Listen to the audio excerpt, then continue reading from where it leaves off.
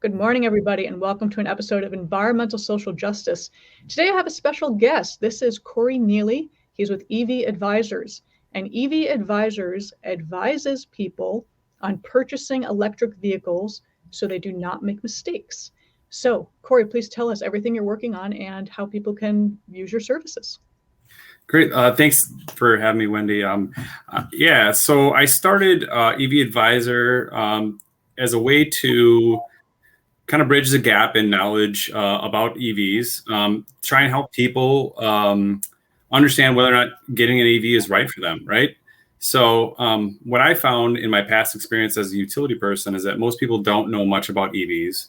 Nope. And they don't ask the right questions. And so that ends up leading them down to their local dealership where, they talk to a person about an EV and, generally they're coming in with a lot more knowledge than the person selling the EV, which is really sad. And as a person who believes EVs are awesome, I own one. I want to try and bridge that gap. And I think that if we do this in a community by community basis, connecting local people who own EVs to people who are interested in them, we're going to help homeowners or car owners, for one, know where to get charges, how far they can drive on a single charge. If there's any weather issues, like I live in Wisconsin and, my range in the winter is much lower than it is in the summer. And so that's important to know, right? And that's not something that I think a lot of dealerships talk about, for one, because they're trying to sell a vehicle, and two, because they don't necessarily drive EVs. They drive ICE cars most of the time, at least the car salesmen that I've met have. So I think it's really important to find a third-party source of information, and evadvisor.us is meant to provide that. That's what we're doing right now. Right now, my focus is trying to find communities, stakeholders in those communities, such as dealerships and electric utilities that are willing to kind of provide this coalition support in order to help fund these EV advisors, because it's really nonprofit. It's our goal is to educate and inform and to get more people to understand, what it takes to own an EV, all the way from down, to what do I need to do in my house to make it charger ready? Capacity do I need? How much energy does it cost? And how do I get the best rate for charging my vehicle? Right. So those are all, Yes. I have a friend that we've discussed on the show in the past, and her father accidentally plugged in their electric car during peak charging hours. Yeah. And she got a huge bill and she called her dad and said, "What did you do?"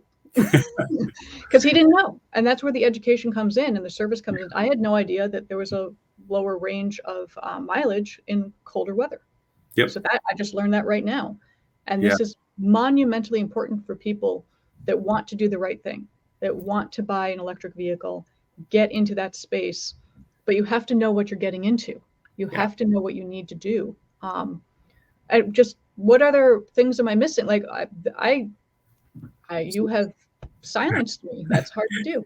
One thing is improving a user experience, right? So we want to make sure that people that do buy EVs become ambassadors for EVs because they've got all the information they need. They're not going into it, with misinformation or, information that isn't fully, accurate. So our goal is we would provide our advisors with basically some answer and question, basically give them all the questions that the customer should be asking ahead of time, and kind of lay out like how they would answer those questions in a way that makes sense for them. Obviously, each person will be different in how they interact with a potential EV owner will be different. But our goal is to find people that really care about EVs and want to be good ambassadors and actually really just care about helping people make the right decision for themselves, because it isn't about selling specific vehicles, right? I'm not out there trying to say you should get a Tesla because the Tesla's XYZ. They're the greatest thing since sliced bread.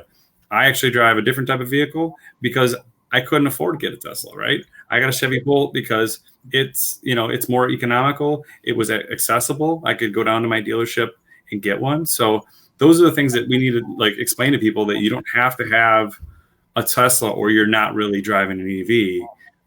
There's a lot of other market options out there, and I'm really excited for the trucks that are coming out because I live Yeah. in I live in a rural area, and a lot of farmers will go out and buy a new truck at the end of the season, and as soon as I start seeing them buy EVs, electric trucks, um, I'll know that we've turned a corner because there's a lot of vehicles out there that can be used, and the other thing is just explaining to people like not to be scared about range anxiety because before I bought an EV, I was scared about that, right? That's all I kept reading about, Yeah. and I feel like that's something that is taking up way too much of the conversation around EVs because people fear that they're going to run out of juice, right?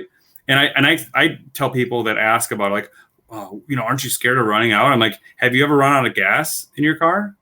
Because if you're the type of person, if you're the type of person who runs out of gas frequently in their car, then you'll probably be the type of person that runs out of EV juice too, because you just have to be aware and cognizant of what you got and where you're going, right?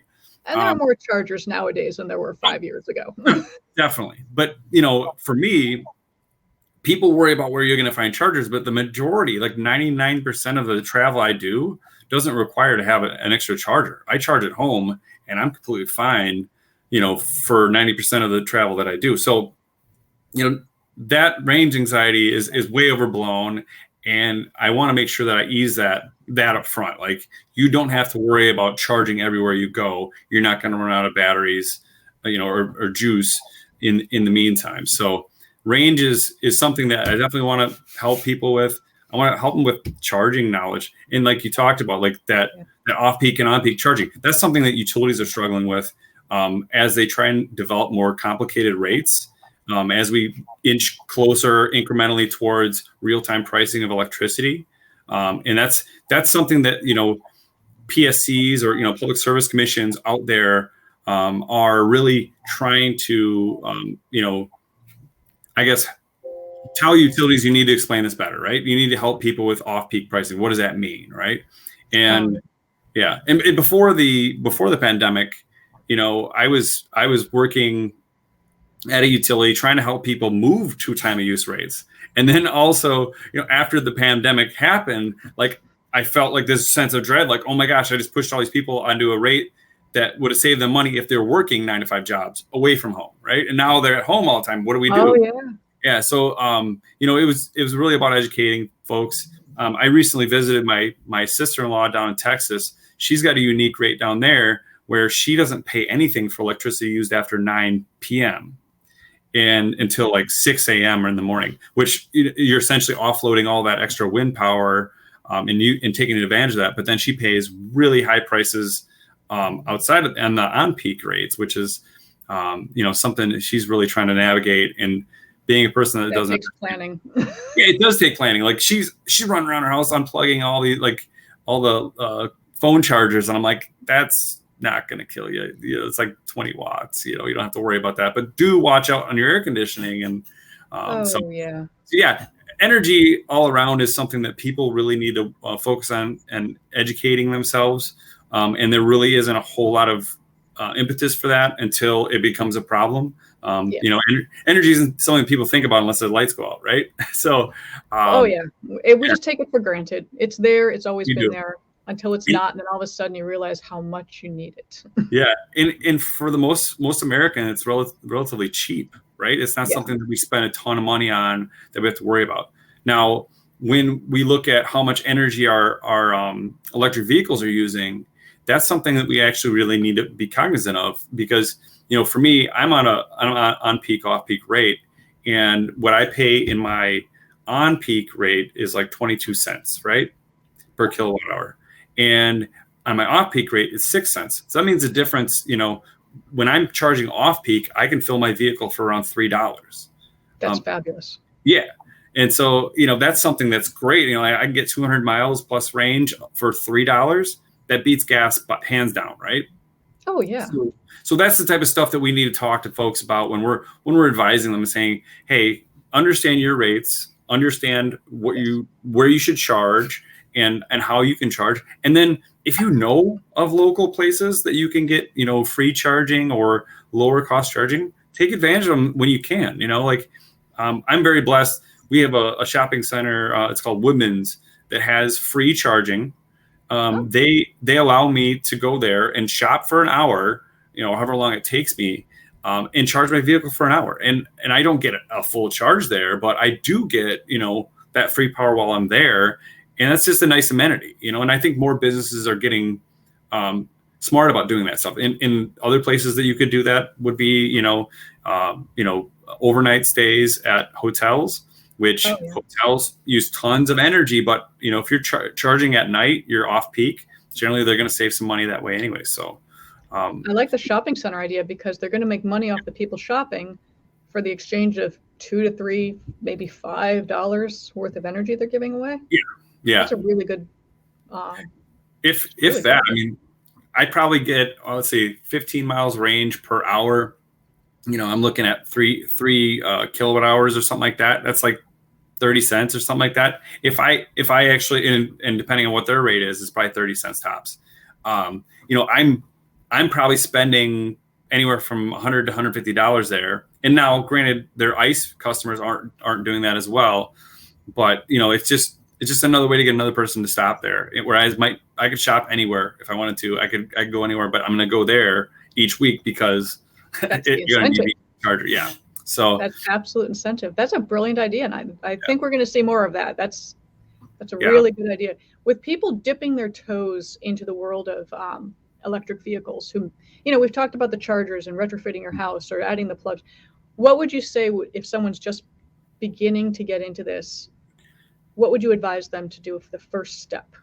Yeah. So I wouldn't look at vehicles first, right? I wouldn't think about what car I'm going to buy first because in the grand scheme of things, all vehicles are going to get you where you need to go.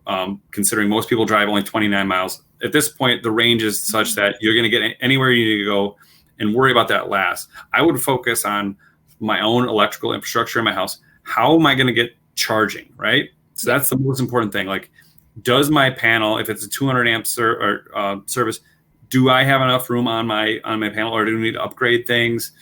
Is there any other money that I need to spend before I can even get to that point? Because a lot of people that they go and look at electric vehicles and oh yeah, I want to get this one, and then they realize after they've gotten the vehicle that they can't charge it at home, or and you could charge with level 1 charging, but for me that doesn't work, just because it takes a long time, and I really like to have my vehicle charged overnight and ready to go. So level 2 charging, which is essentially a little bit higher wattage charging, really gets me what I need as far as home charging goes. So that you have to look at your panel, look at what you have, take a picture of it, talk to an electrician. Most electricians are really not involved in marketing themselves as EV charging people, which blows my mind. I think there's a really good market there.